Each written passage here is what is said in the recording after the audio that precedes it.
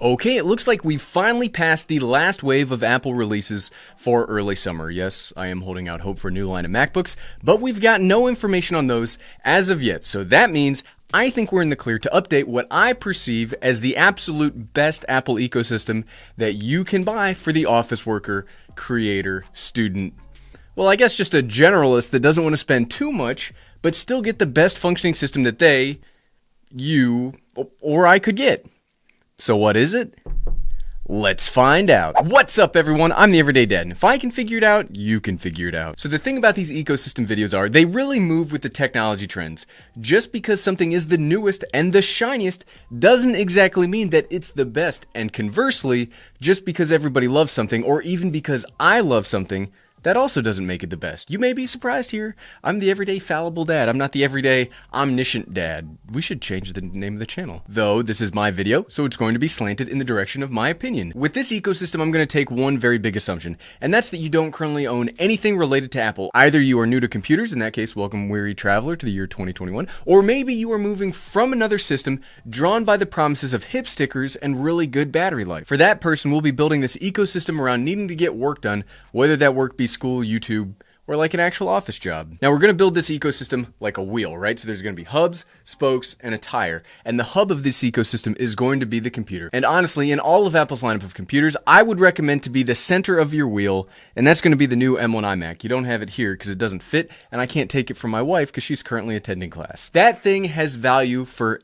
days, and the more we use it here in our house, the more blown away I am by it. This computer will literally come with everything you need to make it work. Whatever price you pay to Apple, whether it be stickered, discounted with military or education discounts, whatever you pay, that's all that you need to spend. You'll get the keyboard, you'll get the mouse, and they won't be cheapo, crappy options either. They'll be the very nice Magic Keyboard and mouse combination that will also, like, benefit on top of benefit. They will also be color coordinated to your computer, and that's one of those nice touches.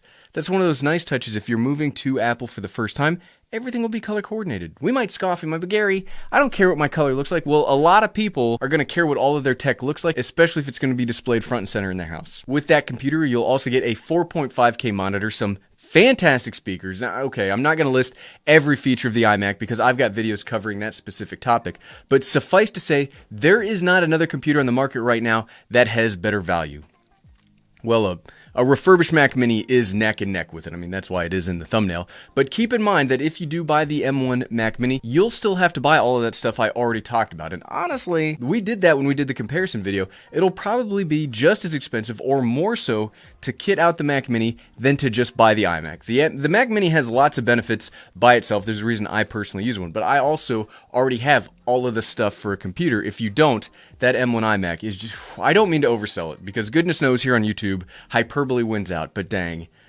That M1 iMac has easily made its way into our lives as the center of our family computer world. With that computer, you'll probably want some way to reach out to talk to family members, or connect on the road, or have meetings, or actually like talk to people at work. And here I'm going to continue my recommendation of the iPhone 12 Pro Max. I totally understand that in the last ecosystem video, I got flack for this recommendation because this is the most expensive phone, so by definition it can't be the best value, right?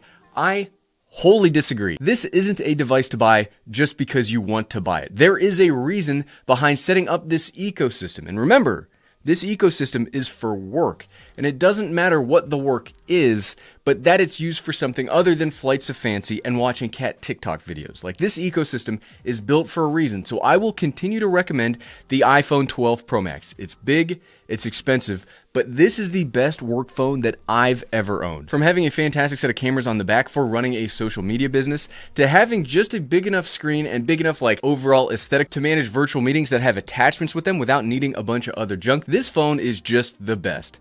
But key for me in the phone department easily comes down to this thing's battery life. Apple claims to get up to 20 hours of video playback battery life, which is very impressive. But here's what you should do. Take any mention of battery life, ball it up right here, and then throw it out the window. Because battery life on the iPhone 12 Pro Max doesn't matter.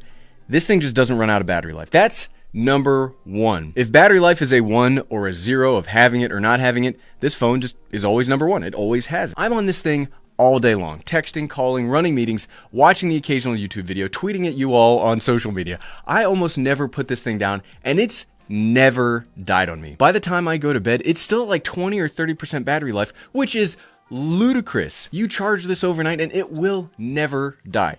I've never seen anything like this on a mobile device. Look, I like the 12, I like the 12 Pro, I love the 12 mini, but I'll not use any of them anymore because their battery life doesn't stack up to what we've got here. I'd rather have the bigger phone that always works, and I'll always recommend this now because for work, functionality is key, and you never have to worry about the functionality here. Okay, we've got our computer, we've got our phone, but we might need to travel a bit for work, or in the age of virtual working, we might need to travel to the office from time to time. Here's where I'm going to make a radical change compared to what I used to recommend. Previous videos in here, I would recommend the M1 MacBook Air. And yeah, if you can only have one computer, stick with this. The MacBook Air is legitimately the best laptop on the market right now by a fair margin. But in this ecosystem, we've already got a Mac, and having a Mac plus another Mac, it's not really great from a systems perspective. So for a travel little notebook computer, I'm going to recommend the M1 iPad Pro, specifically the 11-inch version. And yes, the 2020 or 2018 Pro would work perfectly fine in this situation too. But I've personally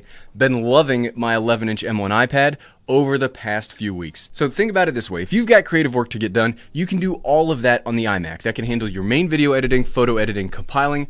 All that stuff can be handled by the mothership computer. But travel notes, meetings, virtual conferences between office, that's where the iPad comes in. This 11-inch iPad has the same processor and GPU combination as the iMac itself. That's crazy just to say that out loud. But what sells this as a travel kit for me is just how small the 11-inch actually is. And when you pair it with that Magic Keyboard, it's a very potent, very powerful productivity monster that can do everything that's on the App Store. Plus, this comes with a bunch of free Apple productivity software that is great now, but will be much improved with iPadOS 15 when it comes out. This device has been maligned lately because it's not a MacBook, and if you do require a full functioning computer operating system, even when you are traveling, then I would not recommend this to you.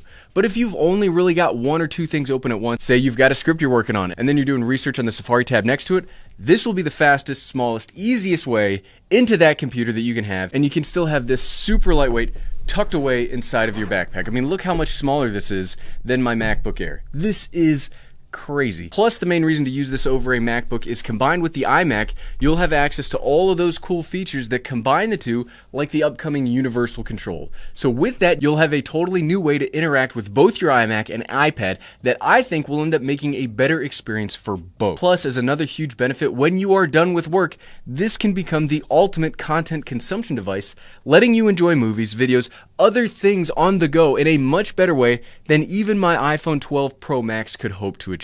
Closing out this ecosystem will be the old reliables that still haven't been updated, so we're still going to recommend them here. The Apple Watch always gets the nod for me because of its fitness tracking capabilities. It's hands down my favorite watch to run with, as I use it to listen to music. It tracks my run, my heart rate, my VO2 max, all the things that I want to know during and after my run, and it does so while also being the only smartwatch that I've come to use for meeting notifications and reminders. I'm telling you, I think I say this in every single Apple Watch related video. Nobody likes somebody that's checking their phone for notifications. It's much easier in a meeting to check your watch to know if there's an emergency going on. And believe me, even if you explain later, people will be less frustrated that you just looked at your watch every now and again than if you were on your phone the whole time during a meeting. I specifically own and use the Series 6, which will continue to get my recommendation because it's not that much more than the SE, but it's superior to the SE in every single way. And I think that it is definitely worth that, like 50 extra bucks. And last but certainly not least, the AirPods Pro.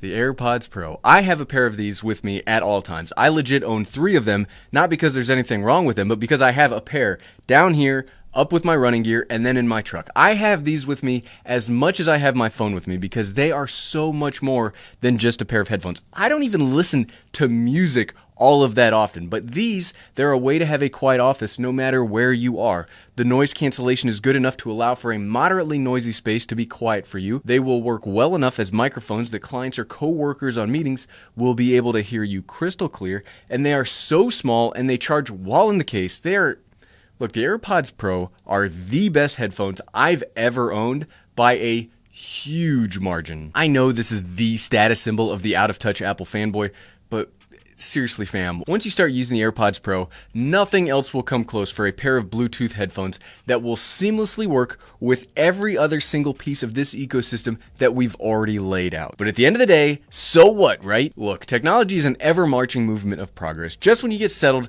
something else will be on the horizon. As of today, this is what I consider to be the best Apple ecosystem that you can buy. It'll have you covered in every single situation, from client work to video editing to just browsing the internet. Okay, it won't work for serious AAA gaming or game streaming. For me, that's still Windows territory. But if you don't do those, here you go.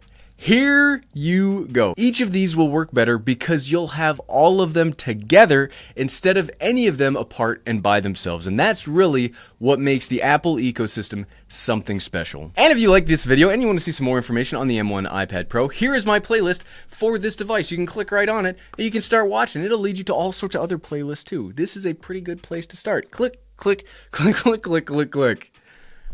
Thanks for watching.